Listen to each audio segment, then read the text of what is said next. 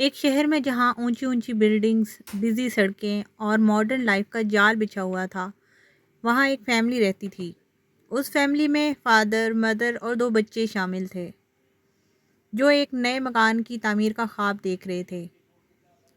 Father, جن کا نام یاسر تھا، ایک کامیاب انجینئر تھے، جبکہ مدر، جن کا نام مہرین تھا، ایک ہاؤس میکر تھیں، جو اپنے بچوں کی تعلیم پر بہت توجہ دے رہی تھیں۔ یاسر اور مہرین نے ڈیسائیڈ کیا کہ وہ شہر کے ایک نئے علاقے میں مکان بنائیں گے۔ یہ علاقہ شہر کے شور و ہنگامے سے دور ایک خوبصورت اور پرسکون جگہ تھی۔ انہوں نے کافی محنت سے زمین کی تلاش کی اور آخرکار ایک خوبصورت جگہ خرید لی، جہاں گرینری، درخت اور ہوا میں خوشبو تھی۔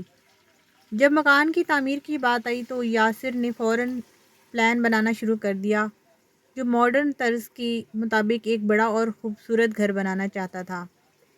مہرین نے گھر کے انٹیریئر ڈیزائن پر توجہ دی، جبکہ بچے خوش تھے کہ انہیں ایک نیا گھر مل رہا ہے۔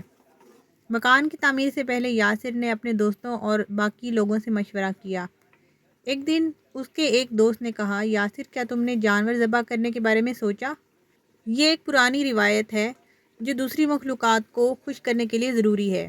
یاسر نے مسکراتے ہوئے جواب دیا، یہ سب پرانی باتیں ہیں، ہمیں اپنی ترقی اور ماڈرنزم پر توجہ دینی چاہیے۔ اس نے اس مشورے کو نظر انداز کر دیا اور مکان کی تعمیر شروع کر دی۔ مکان کی تعمیر تیز رفتاری سے شروع ہوئی۔ ابتدائی دنوں میں سب کچھ ٹھیک چلتا رہا۔ مزدور صبح سویرے آتے اور دن بھر کام کرتے۔ یاسر نے ماڈرن ٹیکنالوجی کا استعمال کرتے ہوئے مکان کی بنیاد مضبوط بنائی۔ مہرین نے گھر کے انٹیریئر ڈیزائن پر کام کرنا شروع کیا اور بچے خوشی خوشی نئے کمرے کے خواب دیکھنے لگے۔ لیکن کچھ ہفتے گزرنے کے بعد ان کی خوشیوں میں دراڑ آنا شروع ہوئی۔ جب پہلی بار بارش ہوئی تو یاسر نے دیکھا کہ پانی مکان کی بنیاد میں جمع ہو گیا ہے۔ اس نے فوراً مزدوروں کو بلایا تاکہ وہ مسئلے کو حل کریں، لیکن پانی کا مسئلہ صرف ایک شروعات تھی۔ اس کے بعد بچوں کو مسلسل کھانسی اور نزلہ زکام ہونے لگا۔ مہرین نے یہ سوچ کر کہ یہ موسم کی تبدیلی کی وجہ سے ہے، بچوں کو میڈیسن دی، لیکن وہ ریکور نہیں ہو سکے۔ یاسر نے محسوس کیا کہ یہ مسائل اس کی توقعات سے زیادہ بڑھتے جا رہے ہیں۔ ایک رات جب تمام لوگ سو رہے تھے، اچانک بچوں نے خوفناک آوازیں سنی۔ وہ جاگے اور اپنے پیرنٹس کے کمرے میں دوڑے۔ یاسر نے بچوں کو تسلی دی، لیکن یہ آوازیں اکثر سنائی دینے لگیں۔ وہ محسوس کرنے لگے کہ کچھ غلط ہو رہا ہے، لیکن وہ اس کی وجہ سمجھ نہیں پا رہے تھے۔ یاسر نے اپنے ایک بزرگ رشتہ دار دادا جان کو بلایا۔ دادا جان نے جب اپنی فیملی کے مشکلات کے بارے میں سنا تو اس نے کہا، بیٹا، یہ سب کچھ روحانی ہے۔ جب تم نے ان مخلوقات کو خوش کرنے کے لیے کوئی رسم نہیں کی تو اس نے تمہیں سزا دینی ہے، تمہیں جانور ذبح کرنا چاہیے۔ یاسر نے حیرت سے پوچھا، کیا یہ واقعی اتنا ضروری ہے؟ دادا جان نے کہا، ہاں، یہ ہماری روایات کا حصہ ہے، ہمیں اپنی روایات کا احترام کرنا چاہیے۔ یاسر اور مہرین نے آخرکار ڈیسائیڈ کیا کہ وہ اس مشورے پر عمل کریں گے۔ انہوں نے جانور ذبح کرنے کی تیاری شروع کی۔ وہ یہ بات سمجھ گئے تھے کہ انہیں دوسری مخلوقات سے معافی مانگنے کی ضرورت ہے۔ انہوں نے ایک چھوٹا جانور دیکھا اور اس کو ذبح کرنے کا انتظام کیا۔ پوری فیملی نے مل کر یہ عمل کیا اور دعا کی کہ اللہ ان کی مشکلات دور کرے اور ان کی زندگی میں خوشیاں لائے۔ جانور کی ذبح کے بعد فیملی نے محسوس کیا کہ ان کے دلوں میں ایک سکون آیا ہے۔ اگلے دن جب بارش ہوئی تو پانی جمع نہیں ہوا اور دیواریں بھی نہیں ٹپکیں۔ بچوں کی صحت بھی بہتر ہونے لگی اور رات کو خوفناک آوازیں آنا بند ہو گئیں۔ یاسر اور مہرین نے اس تجربے سے بہت کچھ سیکھا۔ انہوں نے جان لیا کہ بعض روایات کی اپنی اہمیت ہوتی ہے۔ کبھی کبھی ماڈرنزم کے چکر میں ہم اپنی ٹریڈیشن اور روایات کو نظر انداز کر دیتے ہیں، لیکن ہمیں انہیں یاد رکھنا چاہیے۔ یہ واقعہ فیملی کے لیے ایک سبق بن گیا۔ انہوں نے فیصلہ کیا کہ آئندہ وہ ہمیشہ بزرگوں کی باتوں کو سنجیدگی سے لیں گے۔ یاسر نے اپنے بچوں کو سکھایا کہ روایات اور ماڈرنزم دونوں کا اپنا مقام ہے۔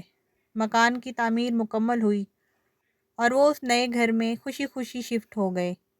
زندگی میں سکون اور خوشیاں لوٹ آئیں اور ان کی نئی شروعات ایک نئی امید کے ساتھ ہوئی۔ یہ کہانی ہمیں یہ سبق دیتی ہے کہ زندگی میں بعض روایات کی پیروی کرنا ہماری حفاظت اور خوشحالی کا ذریعہ بن سکتا ہے، چاہے ہم کتنے ہی ماڈرن کیوں نہ ہوں۔ ایک اور سٹوری ایک گاؤں میں ایک درخت کے بارے میں ہے جس کی شاخیں آسمان کو چھوتی تھی۔ اس درخت کی خاص بات یہ تھی کہ اس میں کچھ اندیکھی مخلوق رہتی تھی جو صرف رات کے وقت باہر آتی تھی۔ لوگ انہیں کبھی بھی نہیں دیکھ پاتے مگر ان کی موجودگی کا احساس سب کرتے تھے۔ یہ مخلوق درخت کی حفاظت کرتی تھی اور اس کے پھلوں اور پتیوں کی خوبصورتی کو بڑھاتی تھی۔ لوگ اس درخت کے نیچے بیٹھ کر وقت گزارتے، اس کے سائے میں سکون پاتے، مگر انہیں اس درخت کی قیمت کا علم نہیں تھا۔ ایک دن کچھ لوگوں نے فیصلہ کیا کہ وہ اس درخت کو کاٹیں گے کیونکہ انہیں اس جگہ پر ایک نئے گھر کی ضرورت تھی۔ جب انہوں نے درخت کو کاٹنا شروع کیا تو اچانک ہوا میں ایک نرم سرگوشی سنائی دی۔ یہ دراصل اس اندیکھی مخلوق کی چیخیں تھیں جو اپنے پیارے درخت کو خطرے میں دیکھ کر رو رہی تھیں، لیکن لوگوں نے ان کی چیخ و پکار کو نہ سنا اور درخت کو جڑ سے اکھاڑ دیا۔ جب درخت گر گیا تو اس اندیکھی مخلوق کی دنیا ٹوٹ گئی، وہ بکھر گئیں اور گاؤں کے لوگوں کے لیے بے نام ہو گئیں۔ وقت گزرتا گیا مگر لوگوں نے محسوس کیا کہ اب ان کی زندگی میں کچھ کمی ہے۔ درخت کے بغیر گاؤں ویران ہو گیا۔ ہوا میں ایک عجیب خاموشی چھا گئی۔